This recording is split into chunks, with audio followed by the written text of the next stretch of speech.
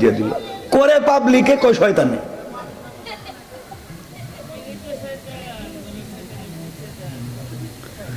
সব দোষ শয়তান, করে পাবলিক কয় আমি করি নাই তো শয়তানে করাইছে, তো তুমি এতক্ষণ কইছিলা। শোনেন, এই জন্য মনে রাখবেন আপনার আমার চরিত্র, আপনার আমার দিলের তাকাজা। রব বলেছেন ওয়ামতাহানাল্লাহু কুলুবাহুম লিত্তাকওয়া, রব দিলের তাকওয়ার পরীক্ষা নিয়ে থাকবেন। সুতরাং আপনাকে আমাকে চলার পথে অবশ্যই মনে রাখতে হবে আমরা যেন কোনোভাবেই আল্লাহর হুকুমের বিরুদ্ধে না চলি, আল্লাহর হুকুমের উল্টা না চলি, রাসূলের তরিকার বিপরীতে না চলি। কিন্তু দেখা যায় সমাজে চলবার পথে আমরা মসজিদে আল্লাহর হুকুম ঠিকই মানি, কিন্তু মসজিদ থেকে বাইরে মানি না। কথা বলেন না কেন?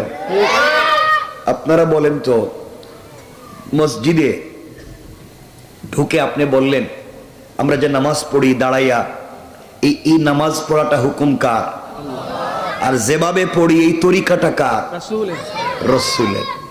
আমরা আগে রুকু করি না আগে সাজদা করি? এই হুকুমটা কার? আর তরিকাটা কার? আমরা আগে সূরা ফাতিহা পড়ি না অন্য সূরা পড়ি? এই হুকুমটা কার? এই তরিকাটা কার? আমরা আগে ডান দিকে সালাম ফিরাই না বাম দিকে? এই হুকুমটা কার? এই তরিকাটা কার? আমরা মসজিদে আল্লাহর কাছে বলছি ইয়াকা না'বুদু ওয়া ইয়াকা নাস্তাঈন, আল্লাহ একমাত্র তোমার ইবাদত করি, একমাত্র তোমার কাছেই সাহায্য চাই, সব একমাত্র তোমার জন্য, যা করি তোমার জন্য, যা বলি তোমার জন্য, যা হয় তোমার জন্য।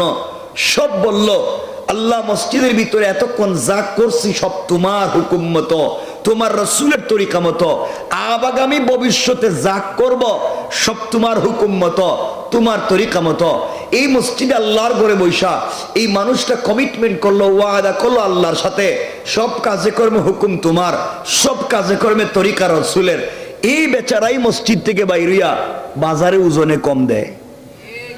কথা বলেন না কেন? এই বেচারাই মসজিদ থেকে বাইরে সুদ খায়। কথা বলেন না কেন? না খায় না? আমাকে বলেন তো, এই যে ওজনে কম দেয়, এই যে সুদ খায়, ঘুষ খায়, এই যে অনেক নামাজি আছে নামাজ পড়ে আবার ফেন্সিডিলিয়া আবার কারবারও করে, কথা বলেন না কেন? তো আপনাদের কাছে আমি জানতে চাই মসজিদের কাজে আর বাহিরের কাজে কোনো মিল আছে?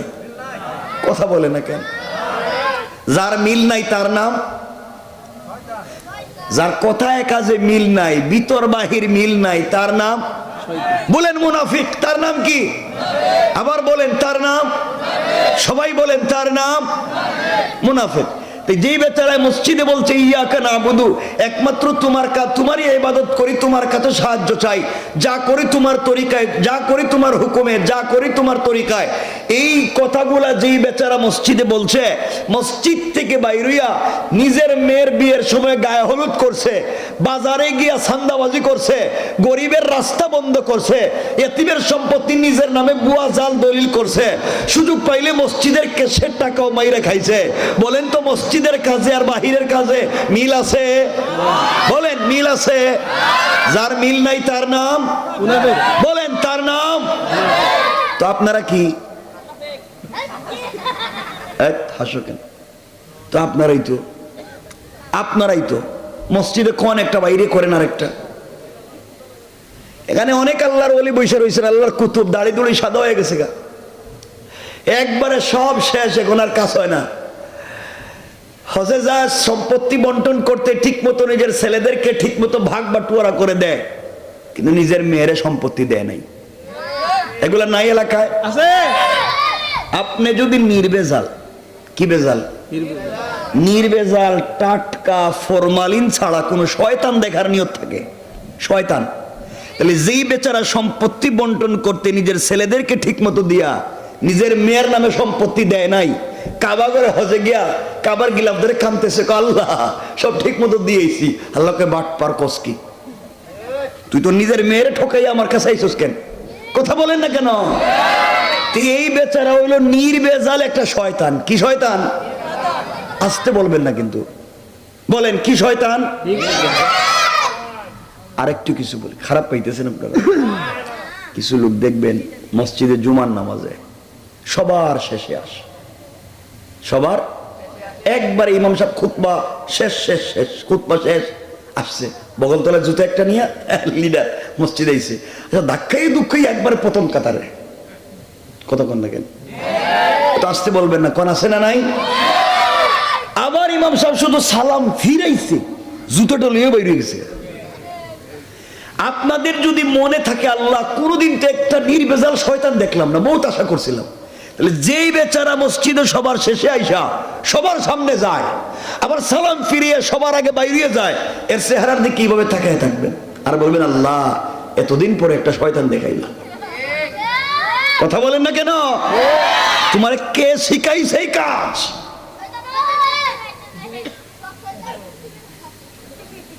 মানুষ কয়েকজন বসে রয়েছে, কি বলতাম তাও তো বুঝতেছি না। আমার কথা খারাপ পাইছেন আপনারা? কষ্ট লাগছে? একটু দেখান তো দেখি হাত উঠাইয়া কারা কারা খারাপ পাইলেন।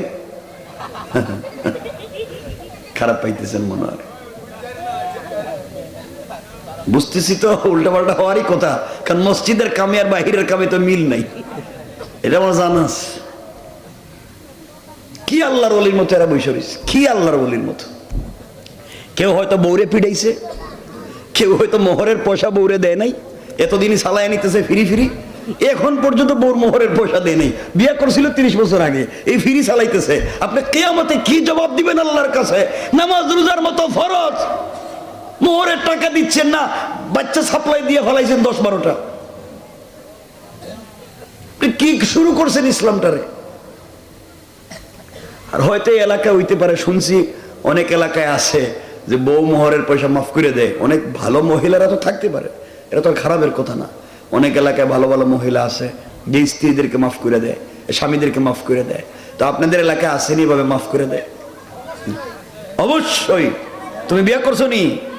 বিয়ে করছো? এটা করছে, এটা করছে, ঠিক আছে। একটু মাফ যারা যারা পাইছো, বউ মোহরের পয়সা মাফ করে দিছে, একটু মেহরবানি করে বরকতি হাতটা দেখান, আমরা একটু বরকত নিব। যে আল্লাহ এর বেডারা বউই বালা মানুষ, মোহরের পয়সা মাফ করে দিছে, একটু হাতটা দেখান তো দেখি। মোটামুটি 4-5 জন হাত উঠিস, ঠিক আছে। এই যে হাত উঠাইছেন, বউ মোহরের পয়সা মাফ করে দিছে, এটা তো খুশির খবর, আমিও খুশি। কিন্তু আজকে রাত্রে না কালকে সকালে বউরের তালাক দিয়া দেখেন, ডিভোর্স দিয়া, পয়সা দেওয়া লাগেনি, লাভে আসলে আদায় করব, না দিলে মামলা দিয়ে আদায় করব। কথা বলেন না কেন? তাহলে মাফ হইছে নি? রব কোরআনে বলছেন ইলা আজালিম মুসাম্মান ফাকতুবুহু ওয়াল ইয়াকতুব বাইনাকুম কাতিবুন বিল আদল। তোমরা যদি কোনো লেনদেন করো, তোমরা যদি কারোর সাথে কোনো কথাবার্তা বলো, তাহলে সাক্ষী রাখো, লেখালেখি করো, নাহলে সকাল বিকাল মিথ্যা কথা বলবো। এই জন্য আল্লাহ বুঝাতে চাইলেন বউর সাথে যেটা এটা লেনদেন, বিবাহ একটা লেনদেন, এই জন্য সাক্ষী লাগে, এই জন্য উভয় পক্ষ ইজিন লাগে। লেনদেন তো এখানেই, আপনি যে মোহর দিছেন অথবা সে যে মাফ করে দিছে, রব বলেছেন লেখো, সাক্ষী রাখো, ও মাফ করে দিছে, নাহলে দুনিয়ায় তোমার আটকাইব, মরার পরে কইব টাকা ভাই। কথা বলেন না কেন? কোরআনে কারিমে সূরা আল মাআরিজ আল্লাহ বলছেন, বিশ্বাস হয় না, আল্লাহ বলছেন ওয়ালা ইয়াসআলু হামিমুন হামিমা। ওই দিন কলিজার টুকরা বন্ধু পর্যন্ত বন্ধুর খবর নিবে না। ইউবাসসিরুনহুম ইয়াওয়াদ্দুল মুজরিম লাউ ইফতাদি মিন আযাবি ইয়াউমিযিন বিবানি। সন্তানও বিশ্বাস করবে না, ওয়া সাহিবাতিহি, বউও বলবে আল্লাহ যেই বেচারার সামনে দাঁড় করাইয়া বলতেছেন ও আমার স্বামী, আমি কিন্তু জীবনে বিয়েও করি নাই। বউ কইব আমি বিয়েও করি নাই, তাহলে আমার স্বামী হইব কোত্থেকে? আমার কথা কি আপনারা শুনতে পাচ্ছেন? কথা বুঝতে পেরেছেন? এই জন্য এই সমস্ত বিপদ থেকে আমাদের বাঁচা দরকার আছে না নাই? এই জন্য কথাগুলা দিল দিয়া শুনেন মুসলমানেরা। এই দুনিয়ার জমিনে চলার পথে যদি ভুল হয়ে যায়, চলার পথে যদি গুনার কাজ হয়ে যায়, আল্লাহ রব্বুল ইজ্জত ওয়াল জালাল কোরআনে কারীমের 19 নম্বর পারা 25 নম্বর সূরা সূরাল ফুরকানের 65 নম্বর আয়াতে বলছেন, আমার আল্লাহ বললেন ওয়াল্লাযীনা ইয়াকুলুন রব্বানা সরিফ আন্না আযাব জাহান্নাম ইন্না আযাবাহা কানা গারামা। আল্লাহ রাব্বুল ইজ্জত ওয়াল জালাল বলছেন, গোলাম রে, দুনিয়ার জমিনে চলার পথে যদি বান্দা ভুল হয়ে যায়, সাকারাতের আগে, গারগারা শুরু হয়ে যাওয়ার আগে, কবরে চলে যাওয়ার আগে, মালাকুল মউত আজরাইল পৌঁছে যাওয়ার আগে, বান্দা পুরা জিন্দেগির অপরাধের জন্য যদি তুমি আমার কাছে ক্ষমা চাও, ও বান্দা, আমার দেওয়া কপাল আমার কুদরতের পায়ে লাগায়া, আমার দেওয়া চোখ থেকে 2 ফোঁটা পানি ছেড়ে দিয়া, আমার দেওয়া জবান দিয়ে তুমি যদি আমাকে আল্লাহ বলে ডাক দিতে পারো, ও বান্দা, 100 বছর যদি তোমাকে হায়াত দেই, 99 বছর 11 মাস 29 দিন যদি নাফরমানি করো, আমার হক নষ্ট করো, ইন্তেকালের আগেও যদি তুমি তওবা শুরু করে দাও, আমি আল্লাহর কাছে যদি অপরাধের জন্য ক্ষমা চাইতে পারো, বান্দা, আমি আল্লাহ কথা দিলাম গোলাম রে, তোমার জিন্দেগির অপরাধ গুলাকে ক্ষমা করে দিয়া ওই পরিমাণ সওয়াব তোমার আমল নামায় লিখে দিয়া জান্নাতি বলে ফয়সালা করে দিতে আমার আল্লাহর 1 মুহূর্ত দেরি হবে না। পড়েন সুবহানাল্লাহ। এই যে মাফ করে দিবেন, এটা আল্লাহর হক, রব চাইলে মাফ করে দিতে পারে, কিন্তু আপনি বান্দার হক মাইরা বসে রয়েছেন, বান্দার হক মাইরা বসে রয়েছেন, আপনার মাফ করে দিব কইছে কে?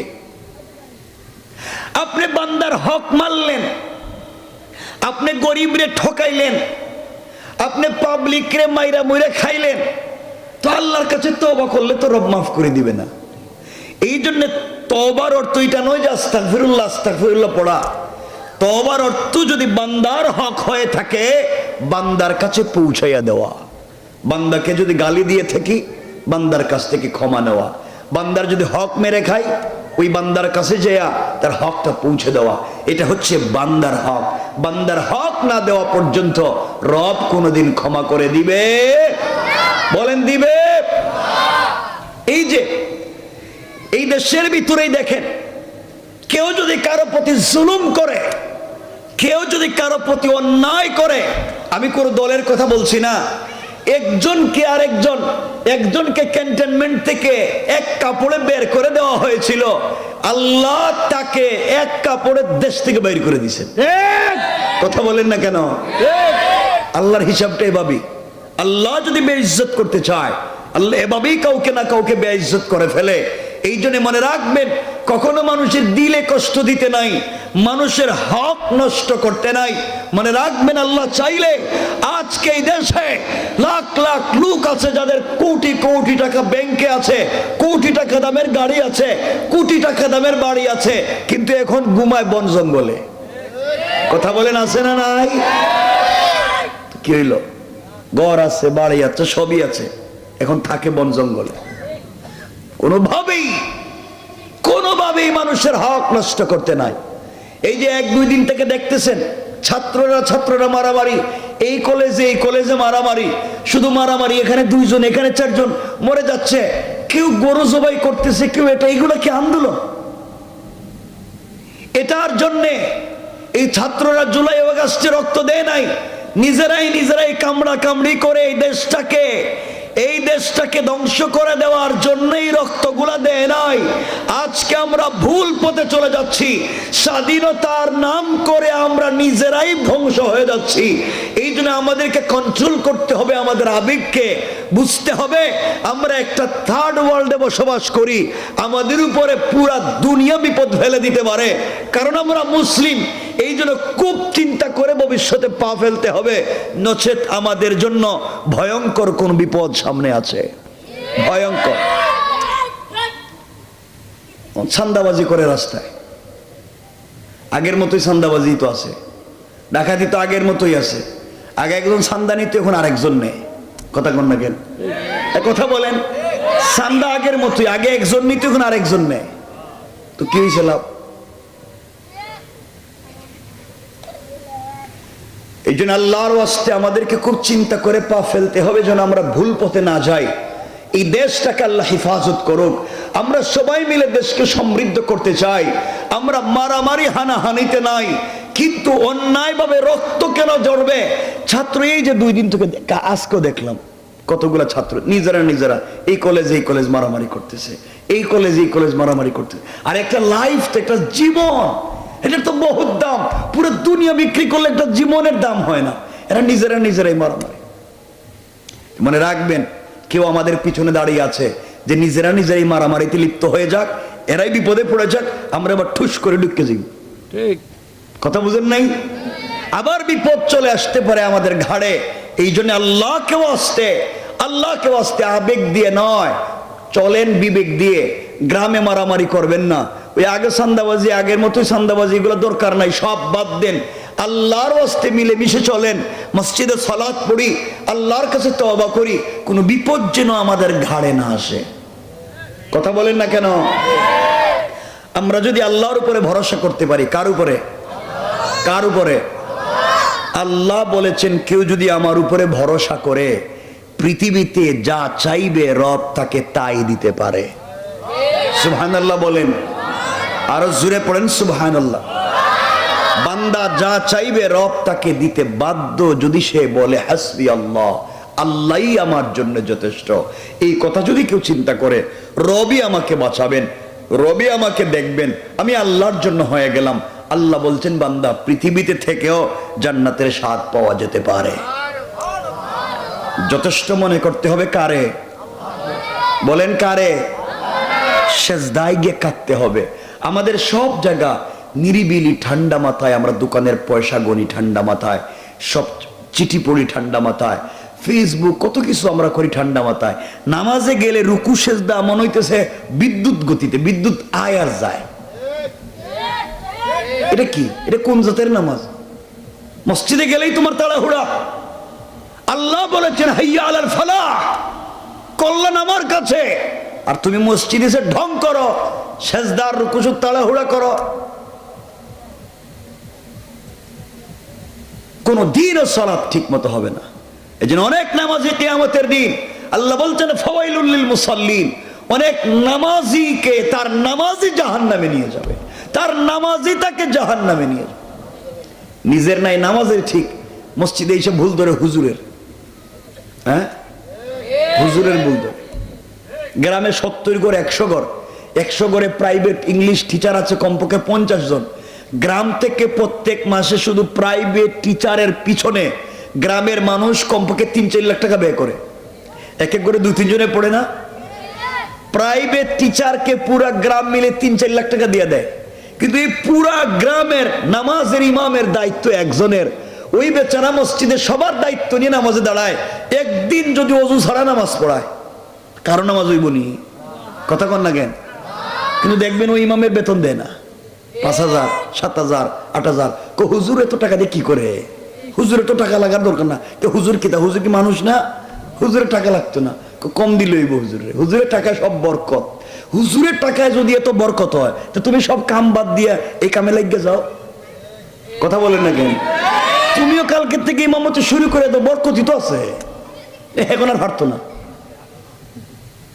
এই জন্য মনে রাখবেন, হুজুরদের হক যদি ঠিক মতো না দেন, ইমামদের বেতন যদি ঠিক মতো না দেন, আপনার বাচ্চা নিয়ে আপনি কুরমা পোলাও খাইবেন, জিলাপি খাইবেন, আপনার বাচ্চাকে নিয়ে আপনি ইলিশ মাছ খাবেন, আর ইমাম তার বাচ্চাকে একটা নুন বাদ দিতে পারে না, নিমক দিয়ে বাদ দিতে পারে না, আপনাকে 5 ওয়াক্ত নামাজ পড়ায়, কিয়ামতের দিন জবাব না দিয়ে একটা মুসল্লি জান্নাতে যেতে পারবে না, একটা যেতে পারবে না। গ্রামের দায়িত্ব নিয়ে বেচারা দাঁড়াইছে, আর আপনার কোন খবর নাই। 9 মাসের বেতন বাকি, তো সভাপতির একবার কোয়া লাগে, সেক্রেটারির একবার কোয়া লাগে, কইতে কইতে কত টাকা দিয়ে কি করো তুমি? খারাপ পাইলেননি আমার কথা আপনারা? এই মসজিদের হুজুরকে গেছে কেন?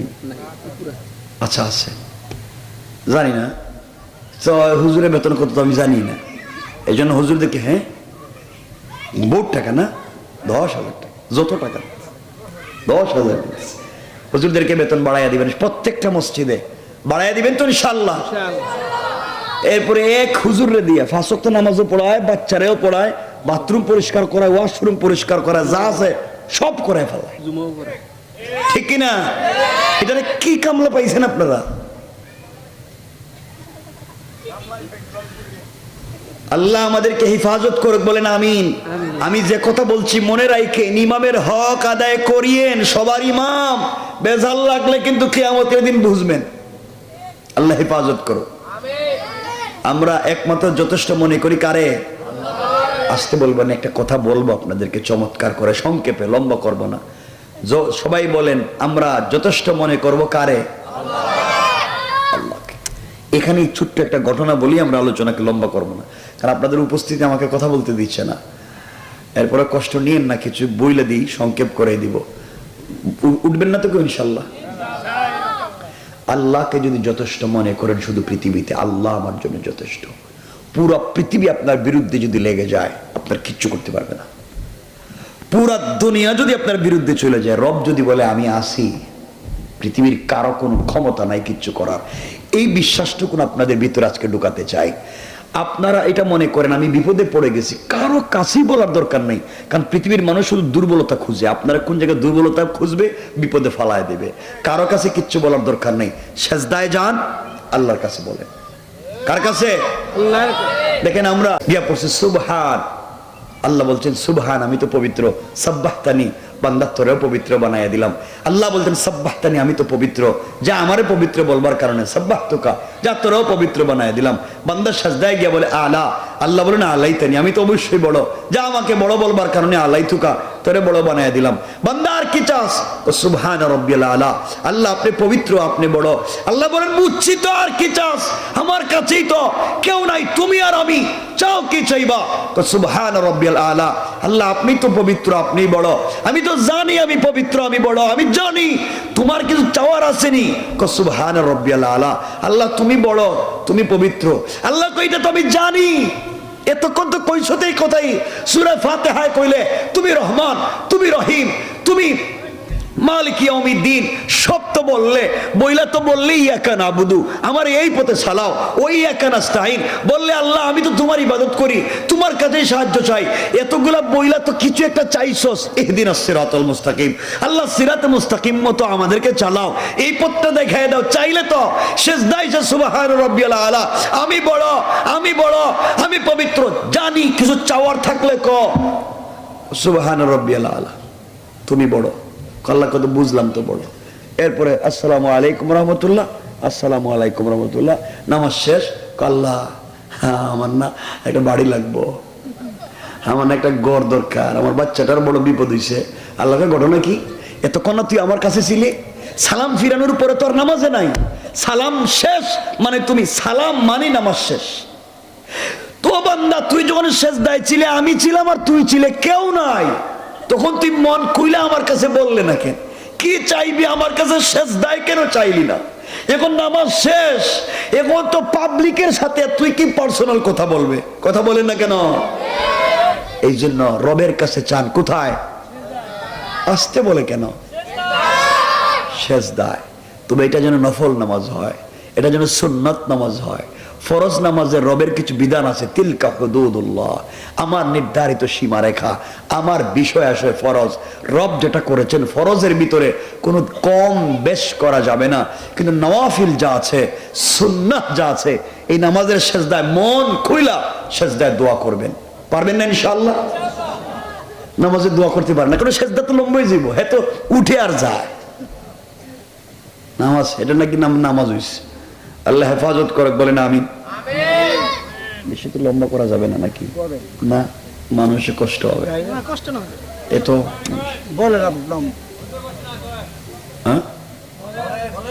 কষ্ট তো আপনাদের হইতেছে, আমি ওয়াজ করতেছি। ওয়াজ আমি করলে আপনাদের কষ্ট হয় না? কষ্ট হয় না নি?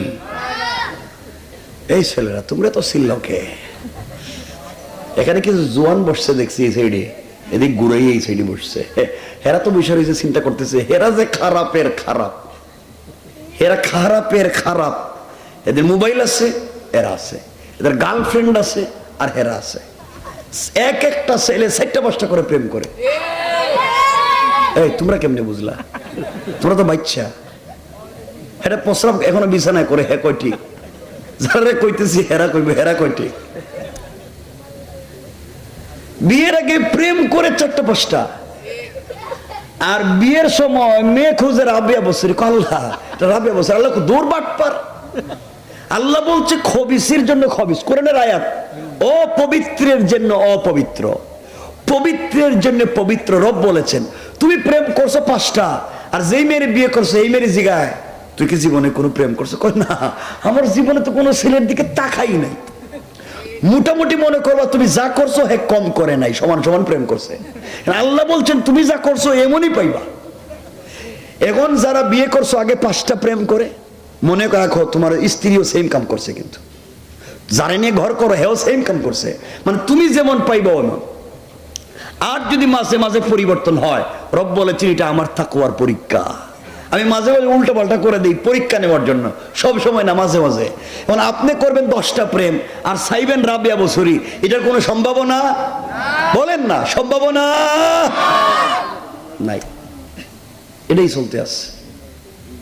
এজন্য যারা যারা এই কাজে আসছো ভাই তওবা করো, নাইলে তুমি যেমন খারাপ করছো যেটা ভাইবা হেডাই ভাবি, এটাই মাথায় রাখো যে আমি যা করছি তাই পাইছি। আল্লাহ হেফাজত করো, আমিন। একটু জোরে কর না। আসুন আমরা আলোচনা সংক্ষেপের দিকে যাই, খুব লম্বা চৌড়া কথা বলবো না। আমার মুসলমান, যে কথা বলতে চাইলাম কথাগুলো মন দিয়ে শুনেন। কিতাবের নাম তারিখ ইবনে জারির তাবারি। আরো সংক্ষেপ করে বুঝাবার জন্য বলি, আল্লামা জুলফিকার নকশবন্দি খুতুবাতে জুলফিকারে নিয়ে এসেছেন, আল্লাহ রাসূল সাল্লাল্লাহু আলাইহি ওয়াসাল্লাম তখন পর্যন্ত পৃথিবীতে জিন্দা। আল্লাহ রাসূল তখন ইন্তেকাল করেন নাই। দুনিয়ার জমিনে আখিরি জামানার পয়গম্বর সরকারে কায়নাত, দো জাহানের সরদার নবী রহমত জনাবে মুহাম্মদ রাসূলুল্লাহ সাল্লাল্লাহু আলাইহি ওয়াসাল্লাম তখন পর্যন্ত পৃথিবীর জমিনে জিন্দা। আমার রাসূলের কলিজার টুকরা মে আল্লাহ যাকে সাইয়্যিদাতুন নিসাই আহলিল জান্নাহ বানাতে যায়, হযরতে ফাতেমা রাদিয়াল্লাহু তাআলা আনহার চলার পথে নিজের এলাকায় এক ইহুদির মেয়ের সঙ্গে তার সম্পর্ক হয়ে গেল, বন্ধুত্বের সম্পর্ক। এক ইহুদির মেয়ের সঙ্গে হযরতে ফাতেমার সম্পর্ক হয়ে গেল। একদিন 2 দিনের সম্পর্ক না, তারিখের কিতাবে পাওয়া যায় লম্বা দিনের সম্পর্ক। 1-2 বছরের সম্পর্ক না, আরো বেশি সম্পর্ক। এই মেয়েটা প্রতিদিন ফাতেমার কাছে আসে, বিকেল বেলা নিজের বাড়িতে চলে যায়। হযরতে ফাতেমার চরিত্র, ফাতেমার আখলাক, ফাতেমার আদর্শ দেখে, আমানতদারি দেখে মেয়েটা অভিভূত হয়ে গিয়েছে ইহুদির মেয়ে। কিন্তু মেয়েটা কালিমা পড়ে মুসলমান হয় নাই। মেয়েটা দেখতেই পেয়েছে এমন ভদ্র আমানতদার কোনো মেয়ে পৃথিবীতে আর হতে পারে না। এইভাবে চলে গেল অনেকদিন। দীর্ঘদিন চলে যাওয়ার পরে ওই মেয়েটা আস্তে আস্তে বড় হয়ে গিয়েছে। শুধু মুসলমান হয় নাই, ফাতেমার চরিত্র দেখে, আখলাক দেখে এমন অভিভূত হয়ে গিয়েছে। ওই মেয়েটা একদিন তার বাবার কাছে গিয়েছে। বাবা হলো ওই সময়কার এলাকার সবথেকে বড় পয়সাওয়ালা ইহুদি। বাবার কাছে গিয়েছে। বাবা ডাক দিয়া বলেছে, মেয়ে আমার, তোমার বয়স কম হয় নাই মা, তুমি একমাত্র আমার মেয়ে, আমার আর কোনো সন্তান নাই। ও মা, আমার পয়সার অভাব নাই, তোমাকে আমি বিয়ে দিতে চাই, আমি জীবিত থাকতে তোমাকে উঠাইয়া দিতে চাই। আমার মুসলমান বন্ধুগণ, কথাগুলো দিল দিয়া শোনেন। এক পর্যায়ে ইহুদি ডাক দিয়া বলছে, মেরে তোমাকে আমি বিয়ে দিতে চাই। এলাকার, এই দেশের, এই সমাজের সব থেকে বড় শিল্পপতির এক ইহুদির ছেলেকে ঠিক করেছি, তোমাকে বিয়ে দিতে চাই। ও মা, বাবা হিসাবে তোমার অকল্যাণ চাই না, উপকার চাই না, উপকার ছাড়া। মারে, তোমাকে বিয়ে দিতে চাই, তুমি কি বিয়েতে রাজি? মেয়ে ডাক দিয়া বলছে, আব্বা জান, আপনি আমাকে বিয়ে দিতে চান বাবা, বাবা হিসাবে আমার জন্য কল্যাণ চাইবেন না এটাও জানি, কিন্তু বাবা আপনি যেই ছেলের সঙ্গে আমাকে বিয়ে দিতে চান ওই ছেলেও পয়সাওয়ালা এটাও বললেন, ওই ছেলেও দেখতে সুন্দর এটাও বললেন, সব ঠিক আছে, কিন্তু আপনি আমাকে আগামীকালকে সন্ধ্যা পর্যন্ত সময় দেন, আগামীকালকে সন্ধ্যার আগে আগে আপনার কাছে আমি ফাইনাল ডিসিশন জানাইয়া দেব।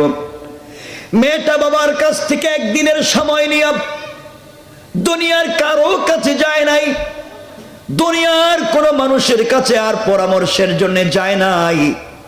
সে চিন্তা করে বের করেছে, এই পৃথিবীতে এতদিন পর্যন্ত চলাফেরা করে যা বুঝতে পেরেছি, মুহাম্মদের মেয়ে ফাতেমার মতো ভদ্র আমানতদার বিশ্বস্ত কোনো মেয়ে হতে পারে না, তার মতো চরিত্রবান কোনো মেয়ে দুনিয়ার জমিনে আর হতে পারে না। পরামর্শ যদি নিতে হয় তার কাছ থেকেই নিব। এই বলে মেয়েটা আস্তে আস্তে করে দিনের বেলা হযরতে ফাতেমার ঘরে পৌঁছে গেল, বাড়িতে পৌঁছে গেল। ডাক দিয়া বলছে, বোন রে, আজ আমি এসেছি তোমার কাছে আমার লাইফের, আমার বাস্তব লাইফের ফাইনাল সিদ্ধান্ত নেওয়ার জন্য। তোমার পরামর্শ নিয়ে আমি সিদ্ধান্ত নিতে চাই। আমি আমার বাবার পরামর্শ পর্যন্ত নেইনি, আমি আমার মায়ের পরামর্শ পর্যন্ত নিতে চাই না, আমি আমার আত্মীয় স্বজনের পরামর্শ পর্যন্ত নিতে চাই না। আমি জানি তুমি মুসলিম, আমি ইহুদি, কিন্তু তোমার কাছে আজ পর্যন্ত যত মানুষ আমি দেখলাম পরামর্শের জন্য এসেছে, কোনো মানুষকে ভুল পরামর্শ দেওয়া নাই, কোনো মানুষকে খারাপ পরামর্শ দেওয়া নাই, কোনো মানুষের ক্ষতি হয়ে যায় এমন পরামর্শ দেওয়া নাই। কিন্তু আজকালকে গ্রামের একমাত বরের কাছে পরামর্শের জন্য যান, এমন পরামর্শ দিবে 10 বছরের ভিতরে আপনারে ফকির বানাইয়া ছাড়বে। কথা বলেন না কেন? এই পরামর্শ দেয়। মেয়েটা ফাতেমাকে ডাক দিয়া বলছে, ফাতেমা, আমার বাবা আমাকে বিয়ে দিতে চায়, এই দেশের এক ইহুদি শিল্পপতির ছেলেকে ঠিক করেছে, আমাকে বিয়ে দিতে চায়। বলো না আমি কি বিয়েতে রাজি? আমি বিয়েতে রাজি হব কিনা আমি কারো সঙ্গে কথা বলতে পারি না, কারণ কে আমাকে উত্তম পরামর্শ দিবে আমি বুঝতে পারি নাই, তোমার কাছে এসেছি, তুমি বলো। ফাতেমা ডাক দিয়া বলেছেন, বোন রে, তুমি ইহুদি, আমি মুসলিম, তোমার পার্সোনাল লাইফে আমি কোনো পরামর্শ দিতে পারি না বোন, আমি দিতে পারি না। মেয়ে বলতেছে, ফাতেমা, আমি জানি তুমি মুসলিম, আমি ইহুদি, এটাও জানি। আজ পর্যন্ত কোনো মেয়ে তোমার কাছে পরামর্শের জন্য এসে খারাপ পরামর্শ পায়নি, ভুল পরামর্শ পায়নি, এই জন্যে তোমার কাছে এসেছি। তুমি আমাকে একটা উত্তম পথ দেখাইয়া দিবা, কারণ তোমার কথার মধ্যে কোনোদিন 2 নাম্বারই পাইনি, আমানতের খেয়ানত পাই নাই। ফাতেমা ডাক দিয়া বলছেন, বোন রে, আমার মন বলছে পৃথিবীর কোনো বাবা চায় না তার মেয়েটা কষ্টে থাকুক, পৃথিবীর সকল বাবারাই চায় তার মেয়েটা যেন স্বামীর ঘরে ভালো থাকে। আমার মন বলছে তুমি বাবার পরামর্শকে মেনে নাও, এর মধ্যেই তোমার জন্য কল্যাণ রয়েছে, এর মধ্যেই তোমার জন্য উপকার রয়েছে। মেয়ে ডাক দিয়া বলছি, ফাতেমা,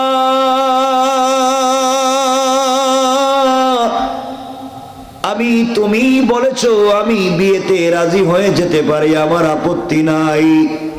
বোন রে, তুমি বলেছো আমি বিয়েতে রাজি, কিন্তু বোন আমার একটা শর্ত আছে। ও বোন, তোমার আবার শর্ত কি?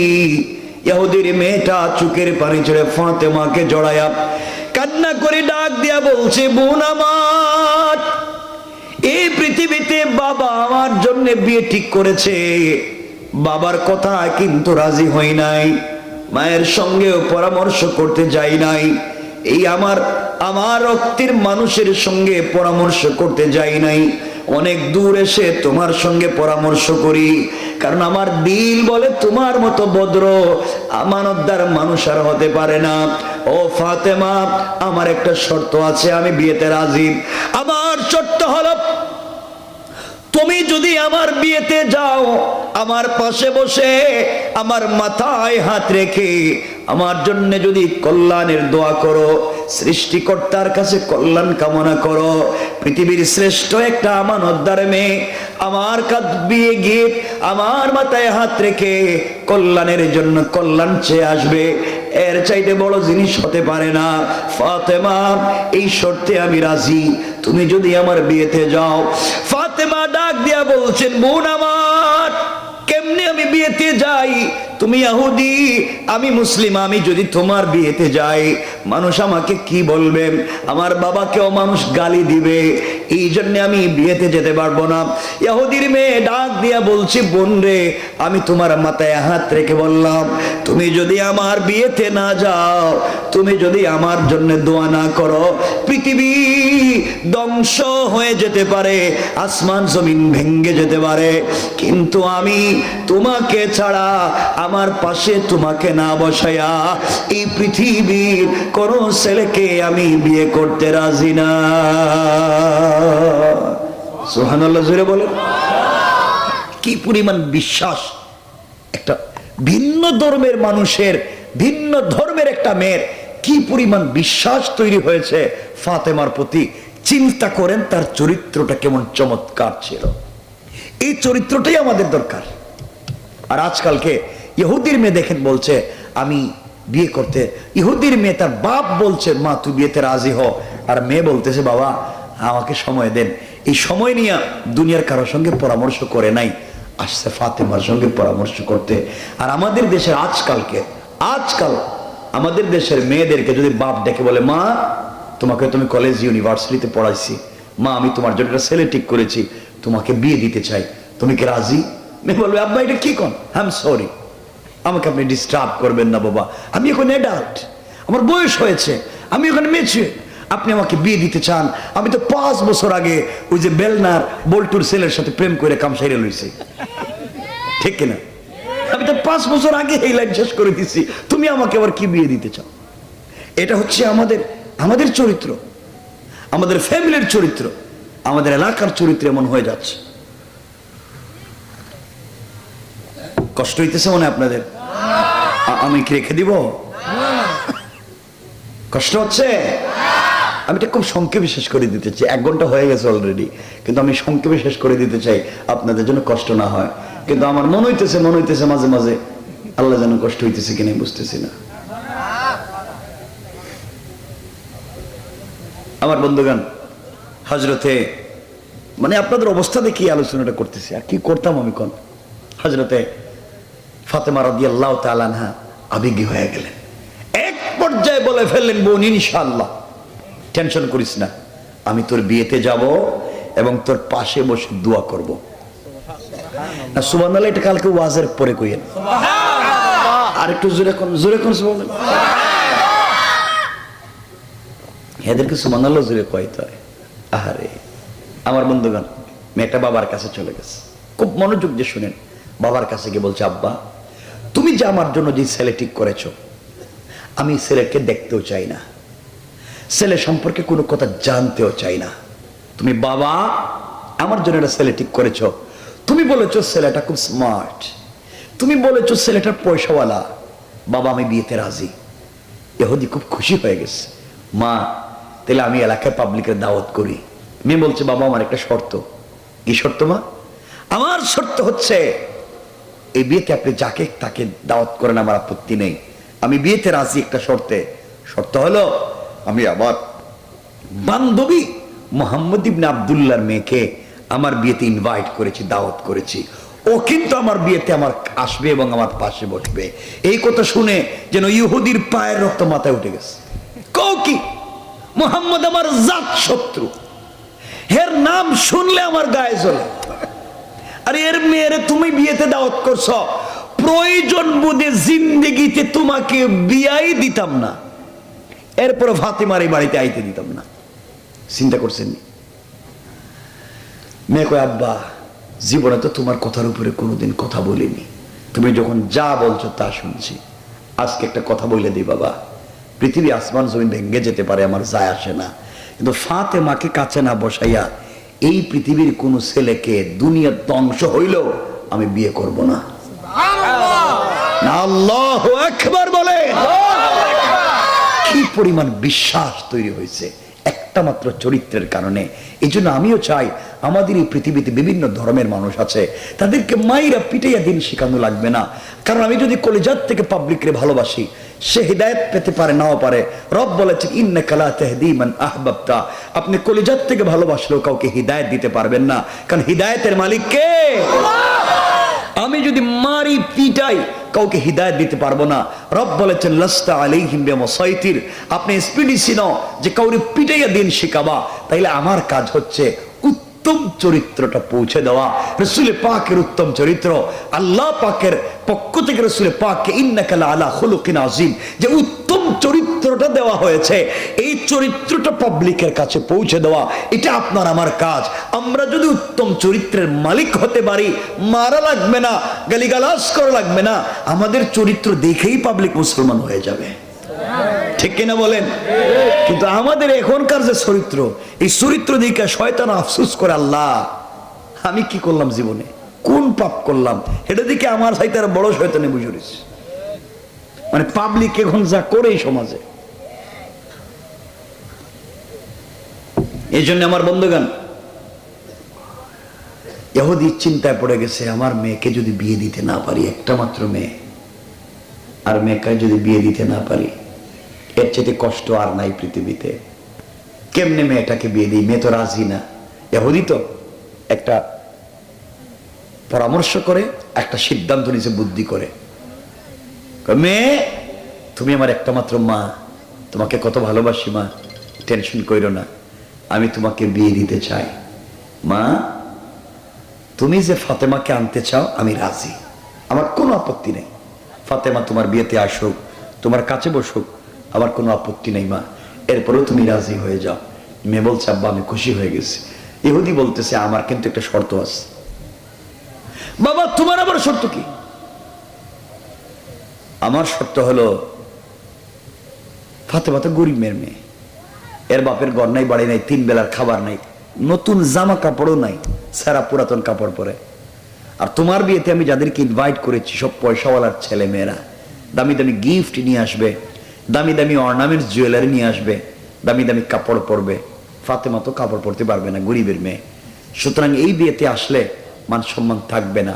সে যদি আসতেই হয় আমি রাজি, আসতে আপত্তি নেই, কিন্তু একটা নতুন পোশাক পরে আসতে হবে, সোসাইটি মেনটেন করতে হবে, সামাজিকতা রক্ষা করতে হবে।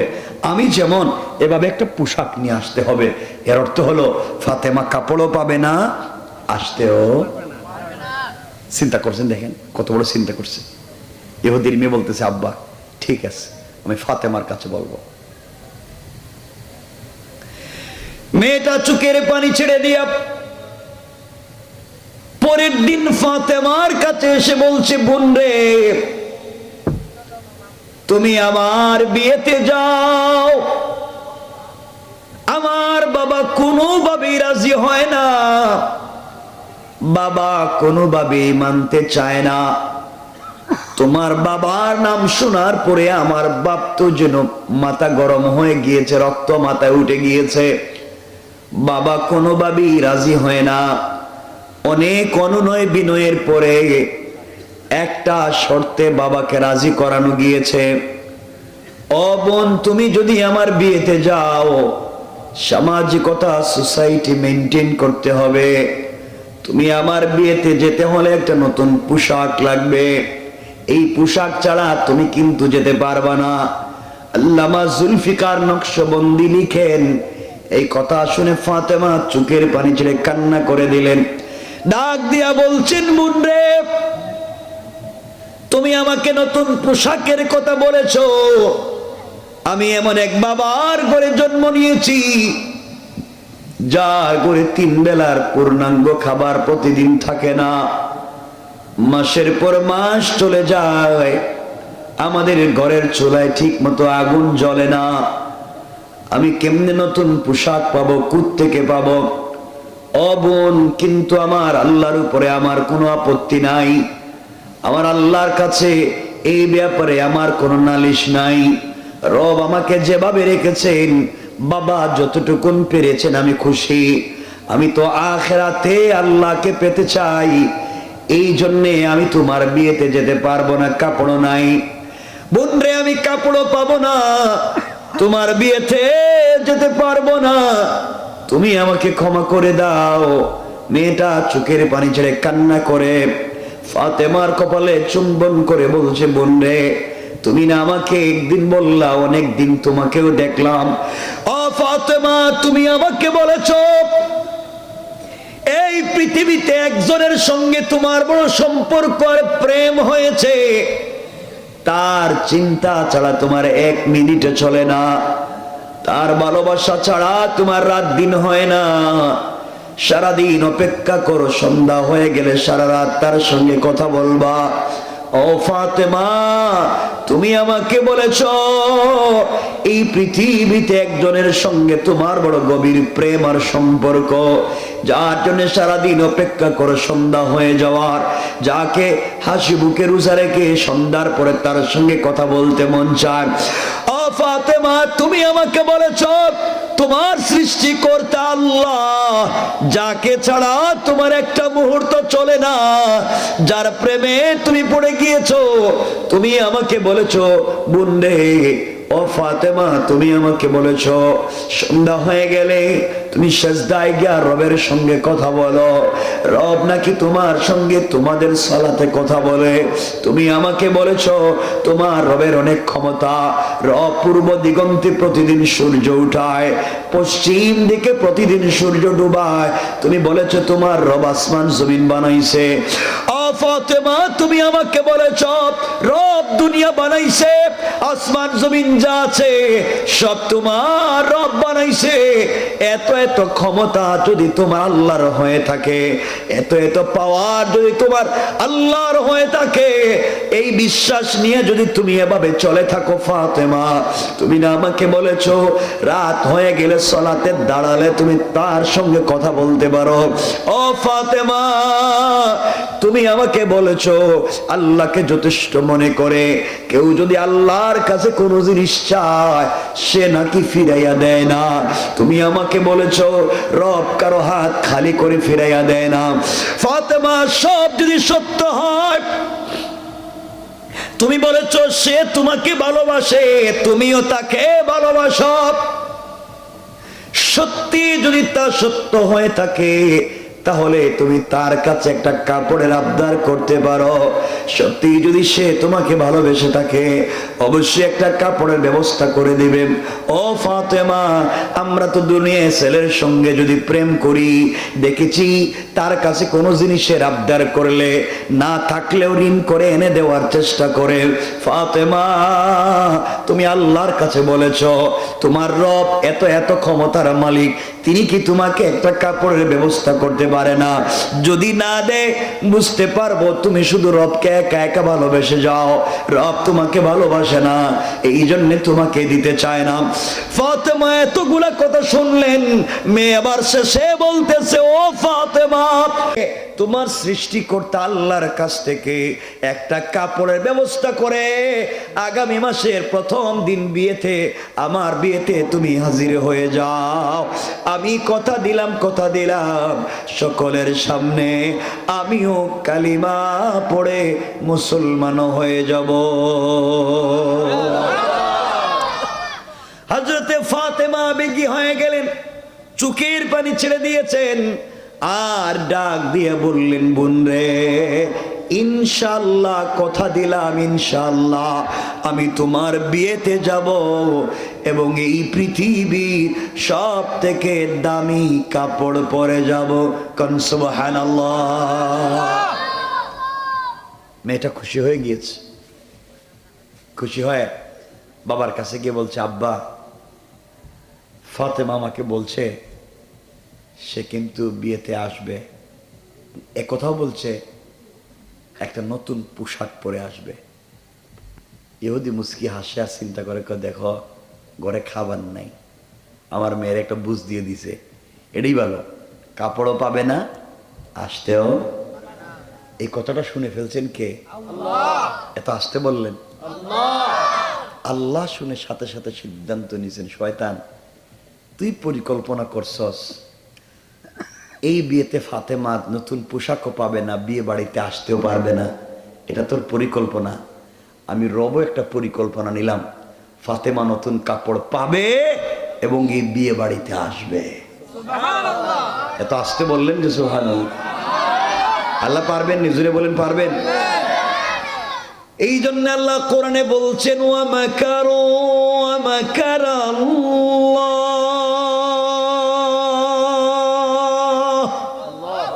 ওয়াল্লাহু খায়রুল মাকিরিন।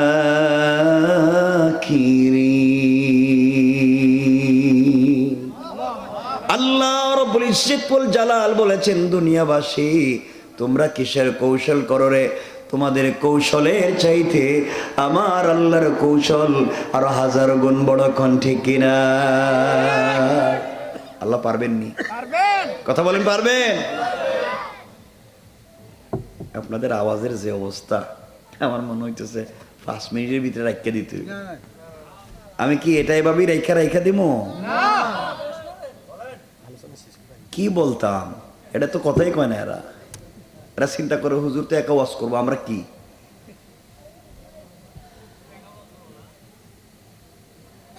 কষ্ট হয় আমার বন্ধুগণ। 1 মাস, কয় মাস পরে বিয়ে ছিল? ধরেন 1 মাস শেষ, আগামীকালকে বিয়ে। এই 1 মাসের ওয়াজ রাখা দিলাম। 1 মাসে বহুত ঘটনা ঘটছে, কিন্তু বহুত কিছু হয়েছে। কিনা নিয়া, কাপড় নিয়া, বাড়িতে অনেক ঝামেলা হয়েছে। ফাতেমার কাছে বারবার আইছে, এই ওয়াজ রাখা দিলাম। লম্বা হয়ে যাইব, আমি 12টার ভিতরে রেখে দেবো, এটাই নিয়ত। কারণ ওয়াজ কয় দিনের? 1 দিন না 2 দিনের? 12টার পর 1 দিন না 2 দিন? কয়েকদিন। এটা কি উল্টা করে? 12টার পরে তো আরেক তারিখ আইব। আজকে 24, কালকে তো, আজকে 25, কালকে 26 হয়ে যায়। 12টার পরে 26-এ তো ওয়াজ করার কথা না, আমার ওয়াজ 25-এ করার কথা। এই জন্য আমি এর ভিতরে রাখমই। আমি কম চালাক না তো, রেখা দেব। আমার বন্ধুগণ, এক পর্যায়ে আল্লাহ সিদ্ধান্ত নিলেন পাঠাবেন। আর ইহুদি সিদ্ধান্ত নিচে আইতো না। 1 মাস চলে গেছে, 1 মাসের ওয়াজ অনেক লম্বা, এটা রেখা দিলাম। ডাইরেক্ট আগামীকালকে বিয়া। কোন দিন বিয়ে? আগামীকালকে বিয়া। মেয়েটা সন্ধ্যার পরে ফাতেমার কাছে এসে বলছে, বোন কালকেই তো আমার বিয়া, কাপড় পাইছো নি? কাপড় আসেনি তোমার কাছে? ফাতেমা বলছেন, বোন সত্যি আমি ভুলে গেছি, কালকে যে তোর বিয়েটা তোমার মনেই নাই, আমি তো পুরো ভুলেই গেছি। মেয়েটা কাঁদতেছে আর বলতেছে, ফাতেমা কেমন বান্ধবী তুমি আমার, তাহলে কি আমার বিয়ে হবে না? আমি যে বাপের সঙ্গে কথা দিয়েছি তুমি বিয়েতে যাইবা, নতুন পোশাক পরবা, তুমি পোশাকও পাইলে না, বিয়েতেও যাইবা না, তাহলে তো আমার জীবনে বিয়ে হবে না। আমি তোমার ঘর থেকে গিয়েই সুসাইড করব, আমি বাইচা থাকবো না এই পৃথিবীতে। কারণ ফাতেমাকে কাছে না বসাইয়া এই বিয়ে আমি করব না। ফাতেমা বলছেন, বোন কান্দিস না, যার সাথে আমার প্রেম, যারে আমি ভালোবাসি, এখন 1 রাত 12 ঘন্টা বাকি আছে, চিন্তা করিস না, রব যদি চায় তে 1 মুহূর্তেও ব্যবস্থা করে দিতে পারে। আল্লাহু আকবার বলেন না? কারণ হাসবি আল্লাহ, আল্লাহ আমার জন্য যথেষ্ট, কেউ লাগবে না। রব চাইলে তা পারবেন। পারবেন কি পারবেন না? মেয়েটা খুশি হয়ে গেছে, বলছে, বোন আমারও বিশ্বাস তোমার একটা ব্যবস্থা তুমি করতে পারবে।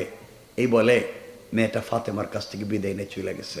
এদিকে ফাতেমা গভীর রাত হয়ে গেছে, একা একা চিন্তা করতেছেন কি করবেন, কালকেই বিয়ে, এখন পর্যন্ত কোনো ব্যবস্থা নাই, কি করবেন চিন্তা করতেছেন। গভীর রাত ফাতেমারও, গভীর রাত আমাদেরও, সমান সমান।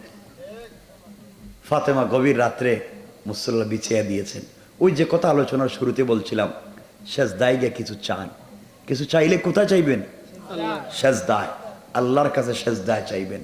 রব তো বলেছেন, ওয়াস্তাঈনু বিস-সাবরি ওয়াস-সালাহ, সাহায্য যদি চাইতেই হয় ধৈর্য ধারণ করে চাও, সালাতে গিয়ে চাও, চাও তো নামাজে। হযরতে ফাতেমা সেজদায় পড়ে গিয়েছেন গভীর রাত্রে, চোখের পানি ছেড়ে কান্না শুরু করে দিয়েছেন। হযরতে ফাতেমা চোখের পানি ছেড়ে কান্না শুরু করে দিলেন। সিজদায় পড়ে হাউমাউ করে কান্না করে ডাক দিয়া বলেছেন, আল্লাহ, এই পৃথিবীতে তুমি ছাড়া যে আমার আর কোনো বলার জায়গা নাই। আল্লাহ, এমন এক বাবার ঘরে আমাকে জন্ম দিয়েছ, বাবা তো 3 বেলার খাবারও ঠিক মতো দিতে পারে না, বাবা তো আমাকে ঠিক মতো কাপড়ও দিতে পারে না। রব, তোমার কাছে আমার কোনো অভিযোগ নাই, আমি তো সব কিছু মাইনা নিছি একমাত্র আখিরাতে তোমাকে পাওয়ার জন্যে। দুনিয়ায় জয়দিন আছি কষ্ট করে করে কাটাইয়া দেই, আখিরাতে তোমাকে পেয়ে গেলে আমি খুশি। আয় আল্লাহ, এতদিনের সম্পর্কে তোমার কাছে আজ পর্যন্ত ফাতেমা তোমার কাছে আজ পর্যন্ত কোনো জিনিসের আবদার করে নাই। আল্লাহ, তোমার কাছে দুনিয়ার কোনো জিনিস চাইলাম না, কষ্ট করে করে কাটাইয়া দেই। সারাদিন ফাতেমা রোজা রাখি, সন্ধ্যার পরে খুশি হয়ে যাই, শুধু পানি দিয়া ইফতার করে খুশি হয়ে যাই। রাত্র হয়ে গেলে নামাজের সাজদায় পড়ে তোমার সঙ্গে যে কথা বলতে মজা লাগে। আল্লাহ, আমি যখন সূরা ফাতিহা তিলাওয়াত করি তুমি কিন্তু আমার প্রত্যেকটা কথার জবাব দাও, আমি ফাতেমার দিল ভরে যায়। আয় আল্লাহ তাআলা, আজ আমি তোমার কাছে একটা জিনিসের আবদার করতে চাই। আজকে যদি আমার মায়ের পেটের একটা ভাই থাকতো, আমি বোন হিসাবে ভাইয়ের কাছে কষ্টের কথা বলতাম। আল্লাহ, এই পৃথিবীতে আমার একটা মায়ের পেটের ভাই নাই। আয় আল্লাহ, আমার মা খাদিজা মক্কার সব থেকে টাকাওয়ালা নারী ছিলেন, আমার বাবাকে ভালোবেসে সবগুলা সম্পদ তোমার রাস্তায় দান করেছেন। এই মাও দুনিয়ার জমিনে নাই, মা থাকলে মায়ের কাছে চাইতাম, মাও নাই, ভাইও নাই, বাবার কাছে বলে কোনো লাভ হবে না। বাবা তো সারা দিন রাত তোমার দিনের জন্যে ছুটে বেড়ায় কষ্ট করে। আয় আল্লাহ, গভীর রজনীতে তোমার কাছে একটা জিনিসের আবদার করতে চাই। এটা ফাতেমার চাহিদা পুরানোর জন্যে না, ফাতেমার শারীরিক সৌন্দর্য বাড়াবার জন্যে না, ফাতেমার চাহিদা পূরণের জন্যে না। আল্লাহ, আমার বাবা দ্বীনের দাওয়াত নিয়া মানুষের বাড়িতে বাড়িতে হাঁচে মাঠে যায়, আমি মেয়ে মানুষ হওয়ার কারণে যেতে পারি না। আজ আমি তোমার কাছে একটা কাপড়ের আবদার করতে চাই, ওই কাপড় পরে ইহুদির মেয়ের বিয়ে বাড়িতে যেতে চাই। আল্লাহ, সৌন্দর্য বাড়িয়ে যাওয়ার জন্য নয়। আয় আল্লাহ তাআলা, তুমি আমাকে যেভাবে হয় একটা কাপড়ের ব্যবস্থা আমাকে করে দাও, ওই কাপড় পরে ইহুদির মেয়ের বিয়ে বাড়িতে যাব।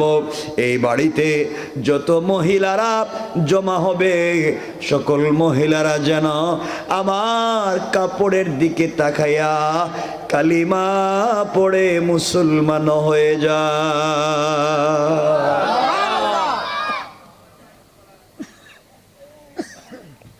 আল্লাহ, তুমি আমাকে এমন একটা কাপড় দেও যে কাপড়ের দিকে তাকাইয়া পাবলিক মুসলমান হয়ে যায়। আল্লাহ, তোমার কাছে আর কিছুই চাই না। এইভাবে ফাতেমা কান্না কাটি করতে করতে নামাজ শেষ করে মুসল্লা রাইকা দিছে। গভীর রাত্র, দরজা জানালা বন্ধ। আল্লামা জুলফিকার নকশবন্দি বলেন, ফাতেমা সালাম ফিরাইয়া মুসল্লা রাইখা ঘরের ডাইন কর্নারে তাকাইয়া দেখে চমৎকার 2টা কাপড়ের প্যাকেট। আল্লাহু আকবার। হযরত ফাতেমা 2টা কাপড়ের প্যাকেট হাতে নিছেন। কি ব্যাপার? দরজা জানালা বন্ধ, কোত্থেকে আসলো, কে দিয়ে গেল? 2টা কাপড়ের প্যাকেট নিয়ে কারোর সঙ্গে কথা না বলে এখনো তার প্রিয় বাবা কলিজার টুকরা হাবিব দুনিয়ার জমিনে জিন্দা রসুল পাকের কাছে পৌঁছে গিয়েছেন। আব্বা জান, সালাত আমি পড়েছি, আল্লাহর কাছে কাপড়ের আবদার করেছি, বাবা কে রেখে গেল আমি তো জানি না। এই যে 2টা কাপড়ের প্যাকেট আমি ঘরের কর্নারে পেয়েছি। জুলফিকার নকশবন্দি লিখেন, হযরতে ফাতেমা রসুল পাকের কাছে কাপড় দেওয়ার পরে নবীজি একটা প্যাকেট খুললেন, খুলে দেখেন একটা প্যাকেটে একটা শেলওয়ার, একটা কামিজ, আরেকটা প্যাকেট খুলে দেখেন একটা উড়না, অর্থাৎ শেলওয়ার, কামিজ আর উড়না 3টা কাপড়। শেলওয়ার কামিজে স্টোন দিয়া, পাথরের টুকরা দিয়ে ডিজাইন করা, ওড়নার মধ্যে গ্লাসের টুকরা দিয়ে ডিজাইন করা। এত চমৎকার ডিজাইন পৃথিবীর কোনো ফ্যাক্টরি ইন্ডাস্ট্রির সঙ্গে ডিজাইন যায় না, কোনো ডিজাইনারের সঙ্গেও যায় না। আর প্যাকেট খুলতেই মনে হলো জান্নাতুল ফিরদাউসের মেশকে আম্বরের ঘ্রাণ বের হয়ে গেল।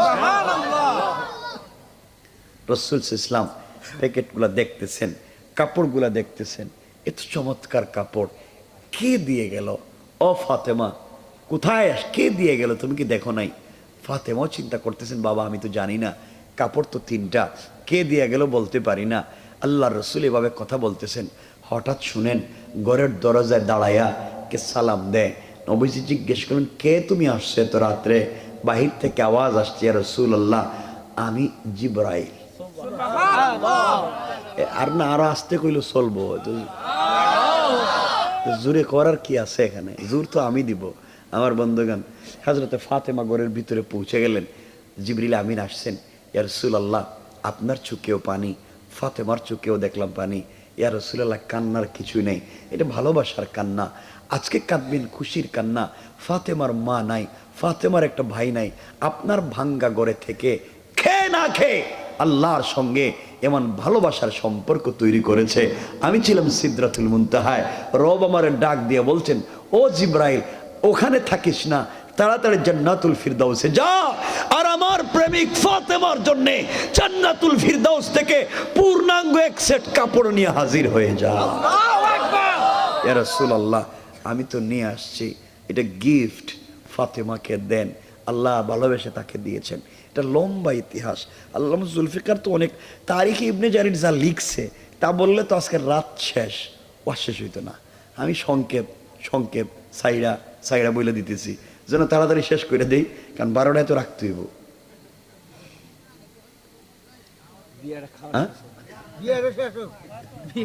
রাত গান আলারা রাত পোয়াই দিতেছে, দেখ ওয়াশ শেষ করে ওখানে যাইবেন গা সবাই। ওয়াশ শেষ হয়ে গেলে ওখানে গিয়ে আমরা বসে থাকুন। হ্যাঁ বিয়ে শেষ করাই দিব, বুঝছি বিয়ে শেষ করাই দিব। আচ্ছা বিয়ে পর্যন্ত শেষ করাই দিব আজকে, দেখি কতটুকু যায়, বেশি যাইতাম না কিন্তু। হ্যাঁ ওয়াজ যেদিন থাকে না এদিনকে সব ফজরের নামাজে যায়, তো ওয়াজে একদিন কি সমস্যা করছে? ফজরের নামাজে যারা যাওয়ার এরা ফজর পর্যন্ত ওয়াজ হইলেও যাইব, আর যারা যাওয়ার না এটা ওয়াজ না হইলেও যাইতো না, ঠিক কিনা বলেন? ওটা জানা আছে আমার, হিডা আমার কইয়েন না আপনারা, এই লাইন শেষ করেই বুঝছি এখানে। আমার বন্ধুগণ, রাসূল পাক সাল্লাল্লাহু আলাইহি ওয়াসাল্লাম ফাতেমাকে জড়িয়ে ধরলেন, কতক্ষণ কাঁদলেন যে আমার মেয়েটা আল্লাহকে চিনতে পেরেছে। আর রব ফাতেমাকে তো জান্নাতি মহিলাদের নেত্রী বানাতে চায়, ভবিষ্যতে সৈয়দা শাবাবি আহলি জান্নাহ হাসান হুসাইনের মা বানাতে চায়, ভবিষ্যতে আসাদুল্লাহিল গালিব আল্লাহ যাকে বিজয়ী বাঘ বানিয়েছেন আলীর স্ত্রী বানাতে চায়। আল্লাহু আকবার। এটা তো সাধারণ সম্পর্কের মেয়ে না। নবীজি বললেন, ফাতেমা এই নো কাপড়, এই কাপড় পরে আগামীকালকে ইহুদির মেয়ের বিয়ে বাড়িতে যাইও, কিন্তু মা বাপের একটা কথা, পর্দার সাথে যাইও। সুবহানাল্লাহ বলেন না? ফাতেমা এমনি পর্দা করে যায়, ফাতেমা তো ফাতেমাই, সে তো পর্দা করে যাবেই। রাসূল এই কথা ফাতেমাকে বলেননি, ফাতেমাকে উপলক্ষ করে আমাদেরকে একটা শিক্ষা দিচ্ছেন। এখানে বহুত বহুত বহুত লম্বা আরেকটা ওয়াজ, এখানে তারিখ ইবনে জারিরে বহুত লম্বা আরেকটা ওয়াজ শুরু করে দিছে, আমরা ওদিকেও যাইতাম না। কারণ রাসূল ফাতেমাকে নতুন কাপড় দিয়া পর্দার কথা বললেন কেন? সহজ করে বলে দিই, কারণ নারীরা যেই দিন নতুন কাপড় পরে, যেদিন হিল জুতা, যেদিন লিপস্টিক লাগায়, যেদিন একবারে আশকারা মাস্কারা লাগায়, যেদিন একটু স্মার্ট হইয়া এক্সট্রা অর্ডিনারি করে ফেসের মধ্যে বডির মধ্যে, ওই দিন কিন্তু আর পর্দা করে না। এই জন্য রাসূল বললেন নতুন পোশাক পরছে একটু পর্দা করো, কারণ মহিলারা নতুন পোশাক যেদিন পরে ওদিন কিন্তু পর্দা করে না। স্বামীর সামনে দেখবেন ছেঁড়া গন্ধ করে, রান্না করছে ধোঁয়ার গন্ধ, এইটা নিয়ে বস্তার মতো স্বামীর পাশে শুয়ে থাকে। আর যেদিন দুলাভাই আইব অথবা মার্কেটে যাইব অথবা বিয়ে শাদিতে যাইব, সব থেকে দামি কাপড়টা বাইর করে যায়। কথা বলেন না কেন? ওই দিন তোমার কে দেখতো? তোমার সৌন্দর্য তো স্বামী দেখবে। এখন যে একবার ফিটফাট হয়ে যাইতেছো, কারে দেখাইতা? কথা বলেন না কেন? এই জন্যেই আজকালকে আমাদের মায়েদের ঘর থেকে শাহজালাল শাহপরান, আব্দুল কাদের জিলানি, মঈনুদ্দিন চিশতি, জুনাইদ বগদাদি, এমন আল্লাহর ওলিরা আমাদের মায়েদের ঘর থেকে জন্ম নেয় না। এই ইন্ডাস্ট্রি থেকে, এই ফ্যাক্টরি থেকে এখন জন্ম নেয় বল্টু মিয়া। কথা কন না কেন?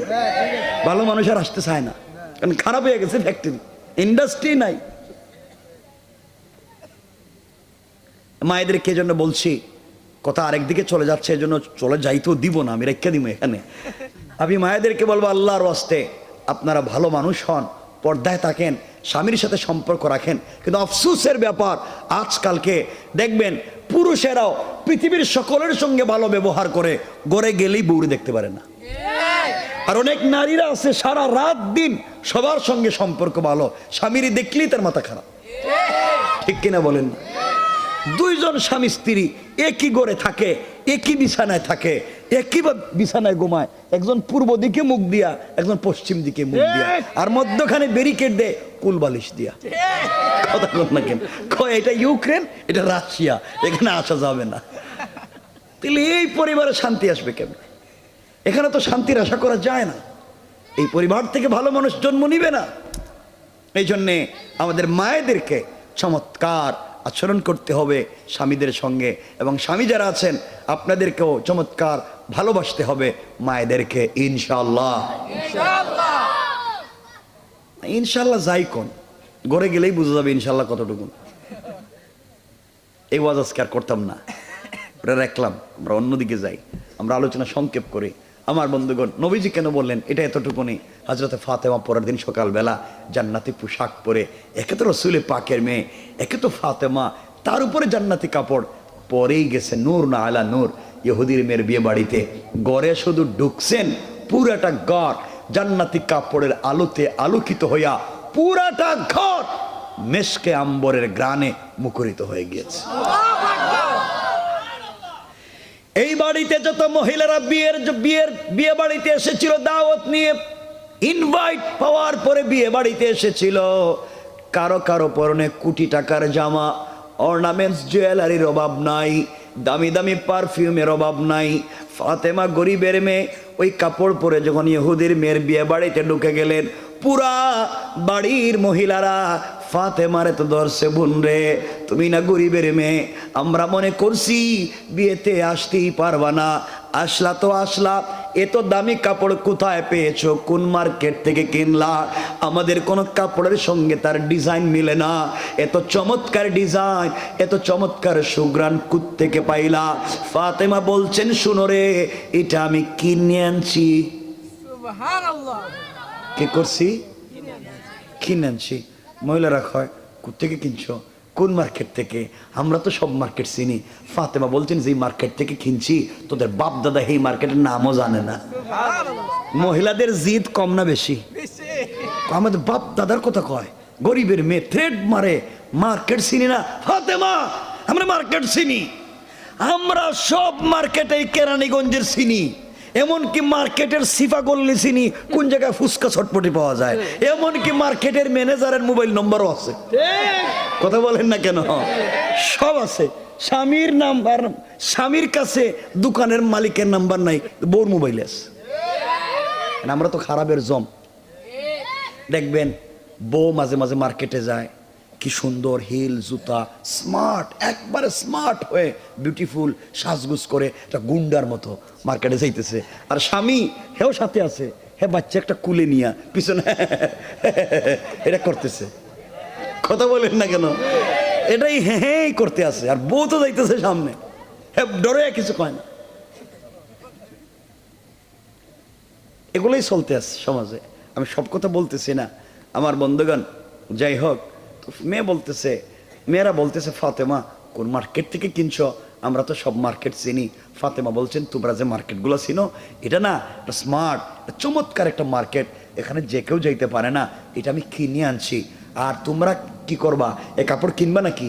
তোমাদের বাপ দাদা 14 গোষ্ঠী সম্পত্তি বিক্রি করলেও এই কাপড় কিনা দূরের কথা, কাপড়ে যে পাথরের টুকরা দিয়ে ডিজাইন, এই ডিজাইন একটা পাথর কিনতে পারবে না। মহিলাদের তো মাথা গরম, দরকার হলে কিডনি বিক্রি করুন, দরকার হলে বাপ দাদার সম্পত্তি বিক্রি করুন, এই কাপড় লাগবে। যেই মেয়ের বিয়ে হওয়ার কথা, ওই মেয়ে তার বাপের কাছে গিয়ে বলছে, আব্বা তুমি না বলছিলে ফাতেমা আসতে পারবে না, কাপড় নাই। এমন কাপড় পরছে মনে হইতেছে আমারে যেটা আপনি কিনে দিচ্ছেন সেইটা দিয়ে তার ফাতেমার তো জুতা মুছা যাইব। বাবা আমি পরিষ্কার বইলা দিলাম, ফাতেমার মতো কাপড় যদি আপনি আমারে না দেন, আমি কিন্তু আজকে বিয়ে করতাম না। লাগছেনি পেস, এখন বিয়া কেমনে করাইতাম এটা কোন, এখন তো বিয়া মুশকিল, এই কাপড় লাগবো বিয়া করতে। আমার বন্ধুগণ, পুরা বাড়ির মহিলারা তাদের স্বামীদেরকে গিয়ে বলতে, সাবধান, এই বিয়ে বাড়িতে এক ফোঁটা পানীয় কেউ খাইতে পারবে না যদি ফাতেমার মতো কাপড় আইনা না দেও। এই কাপড় লাগবে এই বিয়েতে। গরিবের মেয়ে থ্রেড মারে আমাদেরকে, এই কাপড় ছাড়া যাইতামই না। কৌশল করছেন কে?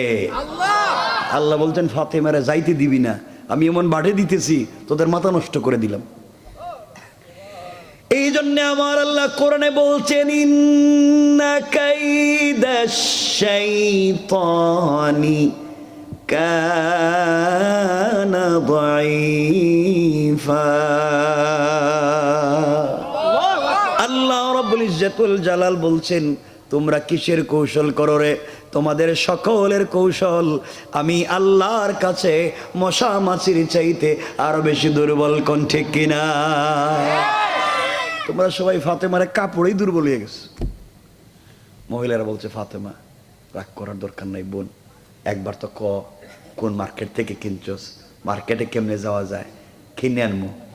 ফাতেমা বলেন, মার্কেট থেকে আনছি ঠিকই, কিন্তু আমি কিনি নাই। কিন্তু কয় কিনোস নাই মানে এতক্ষণ না বলে কিনছস? না না, আমার সাথে একজনের প্রেম, আমার এক প্রেমিক আছে, হ্যাঁ আমার একবারে দিল থেকে ভালোবাসে, আমিও তারে দিল দিয়া ভালোবাসি। প্রেমিকরে শুধু বলছিলাম একটা কাপড় লাগবে, এই কাপড়টা আমারে দিয়ে দিছে। আল্লাহ আকবার বললেন না? মহিলারা আমরাও তো প্রেম করি, আমাদেরও তো প্রেমিক আছে, এরা 2 টাকা দিয়ে বাদামও কিনে দেয় না, আর দিলে অর্ধেক খায়া ফেলায়। ঠিক কিনা বলেন? অর্ধেক খায়া ফেলায়। তুমি এমন প্রেমিক কই পাইছ, এত দামি কাপড় দিয়ে দিস? সুবহানাল্লাহ বললেন না? ফাতেমা এই মার্কেটে যাওয়া লাগবেই, এই প্রেমিকটারেও দেখা লাগবে। ফাতেমাকে শোন, আমি যে মার্কেট থেকে কিনছি এই মার্কেটটা কিন্তু আমার প্রেমিকের, হে মালিক। হ্যাঁ কিন্তু নিজে মার্কেটের মালিক, একবার দেখে যেটা স্মার্ট, এটা আমার কিন্তু দিয়েছে, পুরো মার্কেটের মালিক। হ্যাঁ এটা একটা না, তার আরো এইভাবে 8টা 10টা মার্কেট আছে। আল্লাহু আকবার, আল্লাহু আকবার বলেন না, জোরে বলেন না।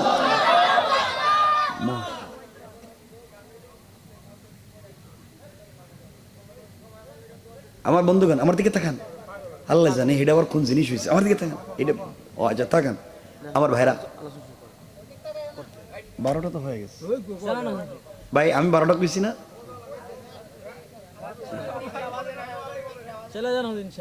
হ্যাঁ 12টা কিন্তু হয়ে গেছে, এখন কিন্তু কথা শোনেন, কয়েক মিনিট কথা বলবো, কেউ রাগ করতে পারবেন না, কেউ উল্টাপাল্টা বলতে পারবেন না, যেখানে রাখবো রেখে দিব। 12টার পরে কোনো ওয়াজ চলবেই না। ওয়াজ করতেছি, কথা শুনতেছি, রাখতেছি, যেখানে রাখা দিব কোনো ওয়াজ নাই। ঠিক আছে? এই জায়গা মতো আইছেন, এটা নাম ওয়াদা। রাসূল বলছেন, ওয়ালা দীন লিমান লা আহদালা, যারা ওয়াদা দিয়ে ওয়াদা রাখেন এদের কোনো ধর্ম নাই। মানে আমি ওয়াজ রাখা দিলে সালান এই কথা কইলেই ঝামেলায় পড়বেন। ঠিক আছে আমার মুসলমান বন্ধুগণ, কথাগুলো দিল দিয়া শোনেন। মহিলারা বারবার বলতেছে, ফাতেমা কোন দোকান থেকে, মার্কেট থেকে কাপড় কিনলেন?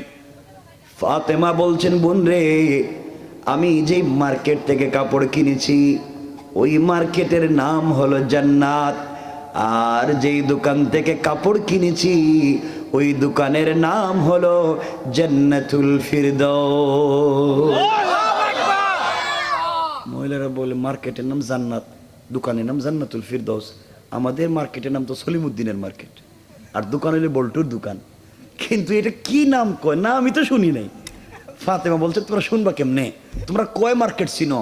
আমরা তো সব মার্কেট চিনি। ফাতেমা বললেন, দেখো আমি যে মার্কেট চিনি ওখানে তোমরা চিনবা না, ওখানে ভিআইপি মানুষ ছাড়া কাউরে কিন্তু মার্কেটে ঢুকতে দেয় না। মহিলারা কয় তুমি কি আমাদেরকে বুঝাইতে চাইতেছ আমাদের ভিআইপি হওয়ার যোগ্যতা নাই? হ্যাঁ, তাহলে তুমি ভিআইপি। মহিলাদেরকে শুধু গরম করতেছে, থ্রেড দিতেছে, মহিলারাও শুধু গরম হইতেছে। ফাতেমা দেখে বলছে, ফাতেমা তোমার এই মার্কেটে কেমনে যাওয়া যায়? ফাতেমা বলছেন, যে রাস্তা দিয়ে যাওয়া যায় এটা কেরানীগঞ্জের কোনো রাস্তা না, এটা এই কলাতিয়ার কোনো রাস্তা না, এটা বেলনার কোনো রাস্তা না, এটা একটা স্পেশাল ভিআইপি রাস্তা, যে কেউ রাস্তা দিয়ে চলতে পারে না। স্পেশাল একটা রাস্তাই বানায় রাখছে, শুধু এই মার্কেটে এই রাস্তাই গেছে, আর এই রাস্তা ছাড়া পৃথিবীর কোন রাস্তা দিয়া এই মার্কেট পাওয়া যায় না। সব মহিলারা কো, ফাতেমা তাড়াতাড়ি কো, আমরা যাইতে রাজি, এই রাস্তা দিয়ে যাবো। ফাতেমা বললেন, শোনাব, যে মার্কেট থেকে কাপড় কিনেছি ওই মার্কেটের নাম জান্নাত, যেই দোকান থেকে কিনছি ওই দোকানের নাম জান্নাতুল ফিরদাউস, আর ওই মার্কেটে যেই রাস্তা দিয়ে গিয়েছি ওই রাস্তার নাম হলো ইহদিনাস সিরাতাল মুস্তাকিম। ও মহিলারা, চলার পথে একমাত্র কেবলমাত্র শুধুমাত্র যদি সিরাতে মুস্তাকিমের রাস্তায় চলো রে, সামনে গেলে জান্নাত নামক মার্কেট পাইবা, ওখানে ঢুকে গেলে জান্নাতুল ফিরদাউস নামক দোকান পাইবা, ওখানে গেলে আমার মালিকরেও পাইবা। আমার চাইতে মালিকের সঙ্গে যদি তোমাদের সম্পর্ক ভালো হয়ে যায়, আমার চাইতে আরো দামি দামি কাপড় পাইবা। মহিলারা চিন্তা করে কি নাম কয়, সিরাতে মুস্তাকিম, জান্নাত, জান্নাতুল ফিরদাউস। ফাতেমা এগুলো কিছুই চিনলাম না, কতই রাস্তা দিয়ে কেমনে যাওয়া যায়, রাস্তাটা শুরু হয়েছে কোন জায়গার থেকে? ফাতেমা বলছেন, বোন শোনো, ওই রাস্তা দিয়ে যে কেউ যাইতে পারে না, ওই রাস্তা দিয়ে চলতে গেলে একটা আইডি কার্ড লাগে, পরিচয়পত্র লাগে, পরিচয়পত্র ছাড়া এই রাস্তা যাইতেই দিবে না, এখানে সিকিউরিটি গার্ড আছে, আটকাই দিবে। পরিচয়পত্র লাগবেই, মাস্ট বি, পরিচয়পত্র লাগবে। ফাতেমা বলছেন, পরিচয়পত্র থাকলেই হবে না, পরিচয়পত্রে একটা পিন নাম্বার থাকে, কোড নাম্বার, এই কোড নাম্বার মনে রাখতে হবে। আপনার কাছে এটিএম কার্ড আছে, পিন নাম্বার মনে নাই, জীবনে পয়সা পাইবেন? ফাতেমা বলছেন, আইডি কার্ড থাকলে হবে না, ওই পিন নাম্বারটা যদি মনে রাখতে পারো, আইডি কার্ড যদি সঙ্গে রাখতে পারো, তাইলেই রাস্তা পাইবা সিরাতে মুস্তাকিমের, তাইলেই মার্কেট পাইবা জান্নাত নামক মার্কেট, তাইলে জান্নাতুল ফিরদাউস নামক দোকান পাইবা, ওখানে গেলে আমার মালিককেও পাইবা। তার সঙ্গে যদি সম্পর্কটা জড়ায় ফেলাইতে পারো, আরো ভালো জিনিস পাইতে পারো। মহিলারা কে, ফাতেমা তাইলে এই আইডি কার্ডটা কই পাবো, আর আইডি কার্ডটার নাম কি, এটা তো বুঝলাম না, এই আইডি কার্ডটা কোথায়? এখানেই তো জায়গা মতো আইসো, এই আইডি কার্ড কোন মেম্বার চেয়ারম্যান দেয় না, ওদের কাছে আইডি কার্ড নাই, এই আইডি কার্ড বিতরণ করেন একমাত্র আমার আব্বা। আল্লাহু আকবার বললেন না? আমার বাপ তুই আইডি কার্ডই দেয়, আমার বাপ তুই পিন নাম্বারই দেয়, আমার বাপ তুই সিরাত নামক রাস্তার কথাই কয়, আমার বাপ তো জান্নাতের নাম কয়, আমার বাপ তো জান্নাতুল ফিরদাউসের কথা কয়, আমার বাপ তুই প্রেমিকের সঙ্গে সম্পর্ক করানোর কথা কয়। কিন্তু তোমরা আমার বাপরে দেখতে পারো না, তোদের বাপ দাদারা আমার বাপরে দেখতে পারে না, আমার বাপ তো এই পথেরই কথা কয়। মহিলারা কয়, ফাতেমা তাহলে আর কিচ্ছু চাই না, আমরাও তোর বাপের কাছে যাইতে চাই, এই আইডি কার্ড নিয়ে আমরাও তোর মালিকের সঙ্গে দেখা করতে চাই। আল্লাহু আকবার, তো আসতে বললেন, দরকার হইলে সব বাদ দিমু। ফাতিমা বলছেন, দেখো ওই আইডি কার্ড যদি সঙ্গে রাখো, হয়তো স্বামী স্ত্রী সম্পর্ক চলে যেতে পারে, মা বাপ তোদেরকে খারাপ বলতে পারে, এত কিছু নিয়ে এই আইডি কার্ড নেওয়ার দরকার কি? মহিলারা বলছে, ফাতেমা তুমি গরিবের মেয়ে হওয়ার পরেও মালিক যদি এত বড় মালিক সম্পর্ক করে তোমাকে এত জিনিস দিতে পারে, আমরা ধনীর মেয়ে, আমরা কেন পিছনে থাকবো? আমরাও তোমার সঙ্গে ওই জায়গায় যাইতে চাই, বলো না এই আইডি কার্ডটা কি, পিন নাম্বারটা কি? ফাতেমা বললেন, শোনো, ওই আইডি কার্ডের নাম হলো ইসলাম, ইসলাম নামক আইডি কার্ড যদি সঙ্গে রাখতে পারো রে, ইসলাম নামক পরিচয় পত্র যদি সঙ্গে রাখতে পারো, পিন নাম্বার হলো লা ইলাহা ইল্লাল্লাহু মুহাম্মাদুর রাসূলুল্লাহ। ও মহিলারা ইসলাম নামক আইডি কার্ড ধারণ করে লা ইলাহা ইল্লাল্লাহ নামক পিন নাম্বার যদি মনে প্রাণে ধারণ করতে পারো রে, সামনে গেলে সিরাতে মুস্তাকিমের রাস্তা পাইবা, আর সামনে গেলে জান্নাত নামক মার্কেট পাইবা, ওখানে ঢুকলে পরে জান্নাতুল ফিরদাউস নামক দোকান পাইবা, ওখানে গেলে মালিকরেও পাইবা, মালিকের সঙ্গে সম্পর্ক ভালো হলে আরো ভালো জিনিস পাইবা। মহিলারা ডাক দিয়া বলছে, ফাতেমা আর দেরি করতে চাই না, কার সঙ্গে সম্পর্ক থাকলো কার সঙ্গে সম্পর্ক গেল জানতে চাই না। তুমি যদি গরিবের মেয়ে হয়ে তোমার বাবার শিক্ষা নিয়া এত দূর পর্যন্ত যেতে পারো, আজকের মতো চমৎকার কাপড়ের মালিক হতে পারো, মালিক যদি এমন ভালোবাসতে পারে তোমাকে, আমরা কেন পিছে থাকবো? আমরা বাপ দাদার কথায় পিছে থাকতে চাই না। তুমি হাত লম্বা করে দাও, এই মুহূর্তে তোমার হাতে হাত রেখে আমরাও কালিমা পড়ে মুসলমান হয়ে যেতে চাই। এই কথা বলে তারিখে ইবনে জারির তাবারিতে লিখে কেউ বলছেন 350 জন মহিলা, কেউ বলছেন 472 জন মহিলা একসাথে ফাতেমার কাপড়ের দিকে তাকাইয়া কালিমা পড়ে মুসলমান হয়ে যায়। সবাই মুসলমান হয়ে গেছে। এখন চিন্তা করেন, ফাতেমা বলছিলেন হাসবি আল্লাহ, আল্লাহ আমার জন্য যথেষ্ট, আল্লাহ তাকে কি পরিমাণ দিছে। ফাতেমা এখন চিন্তা করেন, এই বাড়ির সব মহিলারা মুসলমান হয়ে গেছে, সব মহিলারা, যে মেয়ের বিয়ে হবে সেও মুসলমান হয়ে গেছে। এখন এই ছেলের সঙ্গে এই মেয়ের বিয়ে হবে কি হবে না, কারণ ছেলে অমুসলিম, মেয়ে মুসলিম হয়ে গিয়েছে। এই বাড়ির সব মহিলারা মুসলমান হয়ে গেছে, পুরুষদের সঙ্গে এই মহিলাদের কি গ্যাঞ্জাম তৈরি হইলো, কেমনে এই জায়গাটার সমাধান হইলো? পুরুষেরা কি করলো, মহিলারা কি করলো? হযরতে ফাতেমা এই কাপড় নিয়ে বাড়ি পর্যন্ত সুস্থভাবে কেমনে ফিরে আসলেন। আর বর্তমানে এই কাপড়টা কই আছে, সব ওয়াজ রাইখা দিলাম, করতাম না, না আর কইতাম না, সবার উঠে গেছে।